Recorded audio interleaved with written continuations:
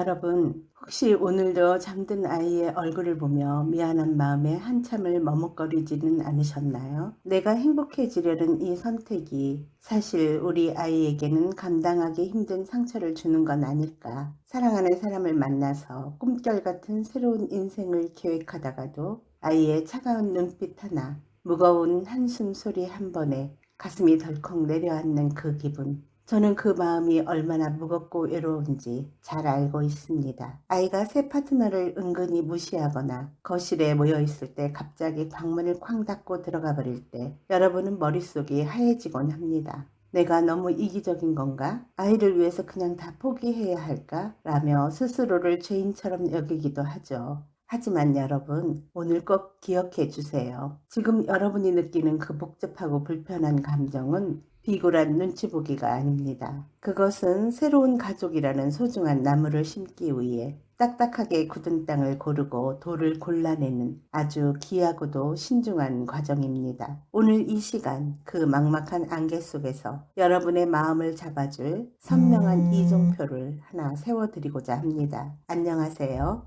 상처를 열어 행복을 맺는 공간 여름입니다. 저는 심리상담자이자 아이들의 마음을 치료하는 모래놀이 치료사로서 수많은 가정이 다시 일어서고 서로의 손을 맞잡는 그 기적 같은 과정들을 곁에서 지켜봐 왔습니다. 재혼이라는 거대한 인생의 변화 앞에서 아이들이 보이는 까칠한 태도나 차가운 반응들, 사실 그 이면에는 우리가 미처 읽어내지 못한 아주 작고 간절한 신호들이 숨어 있습니다. 오늘 저는 어려운 심리학 용어는 잠시 내려놓고 우리 아이들이 차마 입 밖으로 꺼내지 못한 속마음을 사랑의 파이와 나만의 요새라는 이야기를 통해 아주 쉽고 다정하게 풀어드리려고 합니다. 지금부터 저와 함께 그 닫혀있던 마음의 문을 천천히 열어보시죠. 어느 어머니의 이야기를 들려드리고 싶습니다. 초등학교 아들을 홀로 키우며 세상에 둘도 없는 친구처럼 지내온 분이었죠. 그러다 정말 좋은 인연을 만났고 오랜 고민 끝에 재혼을 결심했습니다. 그리고 아이에게 아주 조심스럽게 이야기를 꺼냈죠. 그런데 평소 순둥이 같던 아들이 이야기를 듣자마자 갑자기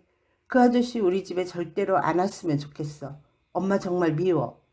라고 소리를 지르며 엉엉 울음을 터뜨렸습니다. 어머니는 그 자리에서 얼어붙고 말았죠. 아이가 아빠의 빈자리를 그리워할 줄 알았는데 내가 사람을 완전히 잘못 본 걸까?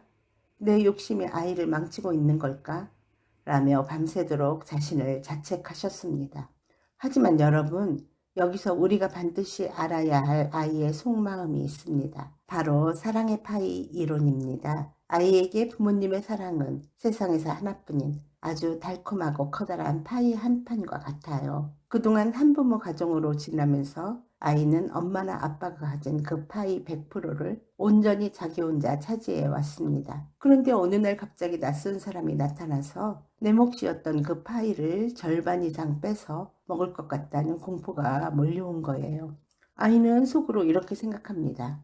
저 사람이 엄마 옆에 앉으면 내 자리는 어디로 가지? 엄마가 저 사람을 사랑하느라 바빠지면 내 이야기는 누가 들어주지? 나는 이제 뒷전이 되는 건 아닐까? 이것은 아이가 나빠서도 예의가 없어서도 아닙니다. 소중한 부모를 빼앗기고 싶지 않은 아주 본능적이고 실전적인 생존 본능이 아이를 화나게 만든 것입니다. 즉 아이의 분노는 사실 나를 끝까지 사랑해 줄 거야? 라고 묻는 아주 절박한 확인 질문인 셈이죠. 또 하나, 아이들에게 집은 세상에서 가장 안전한 나만의 요새입니다. 그런데 모르는 사람이 내 거실 소파에 앉아있고 주방을 사용하고 내 일상에 깊숙이 들어오는 상황은 아이에게 엄청난 영토 침범으로 다가옵니다. 여러분도 누군가 예고 없이 내 개인 공간에 들어오면 불편하지 않으신가요? 아이는 지금 자신의 요새를 지키기 위해 필사적으로 방어막을 치고 있는 것입니다. 그렇다면 우리는 이 막막한 상황에서 어떻게 중심을 잡아야 할까요?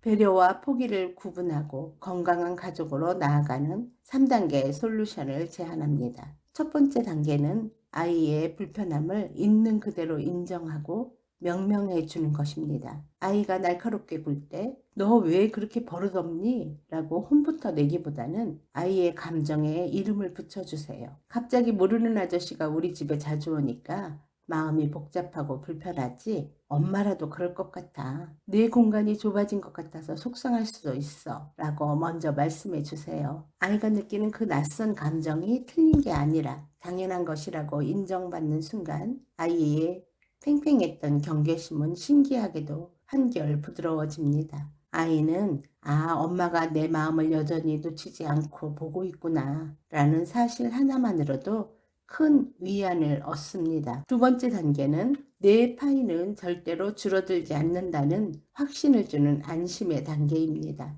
아이와 단둘이 맛있는 것을 먹으러 가거나 함께 산책하는 시간을 의도적으로 만드세요. 그리고 아주 단호하고 따뜻하게 말씀해 주세요. 새로운 사람이 온다고 해서 엄마가 너를 사랑하는 파이 조각이 떼어지는 게 아니야. 오히려 엄마 마음이 더 넓어져서 새로운 파이를 하나 더 굽는 중이지. 엄마 인생에서 가장 소중한 1순위는 어제도 오늘도 그리고 10년 뒤에도 언제나 너야. 이 말은 한두 번으로 끝나서는 안 됩니다. 아이가 그 진심을 의심 없이 가슴 깊이 새길 때까지 눈을 맞추고 반복해서 들려주는 정성이 필요합니다. 세 번째 단계는 실천의 영역으로 우리만의 요새를 지켜주는 확실한 규칙을 만드는 것입니다. 재혼 후 합가를 하거나 만남이 잦아지더라도 하루에 딱 15분만큼은 세상의 모든 소음을 끄고 오직 아이와 단둘이서만 시간을 보내세요. 이 15분은 그 누구도, 심지어 새로운 아저씨나 아줌마도 방해할 수 없는 우리 둘만의 비밀 시간이야 라고 약속하는 거죠. 새로운 구성원이 들어와도 내 자리와 우리만의 관계는 여전히 안전하고 단단하다는 것을 규칙과 행동으로 직접 경험하게 해주어야 합니다. 이것은 아이의 눈치를 보며 질질 끌려가는 포기가 아니라 아이의 심리적 안전기지를 지켜주는 가장 현명한 배려입니다. 재혼을 앞두고 자녀의 눈치를 보느라 지치고 힘든 여러분, 스스로를 너무 이기적이라고 자책하지 마세요. 그것은 여러분이 약해서가 아니라 아이를 너무나 사랑하기에 아이가 느낄 변화의 고통을 기꺼이 함께 짊어지고 가려는 아름다운 헌신입니다. 여러분이 먼저 행복해지고 마음이 단단해질 때 아이도 비로소 그 행복의 온기를 나눠 가질 용기를 내게 될 것입니다.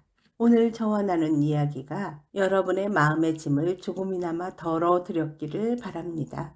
혼자 끙끙 앓지 마세요. 여러분은 지금 아주 잘하고 계십니다. 다음 시간에는 재혼 과정의 또 다른 큰 숙제, 새아빠, 새엄마라고 불러야 할까? 아이가 거부감 없이 받아들일 수 있는 지혜로운 호칭 정리법에 대해 준비해 오겠습니다. 상처를 열어 행복을 맺는 공간, 여름은 늘 여러분의 새로운 출발을 응원합니다. 오늘보다 내일 더 많이 웃으시는 여러분이 되시길 바랍니다. 지금까지 여름이었습니다. 감사합니다.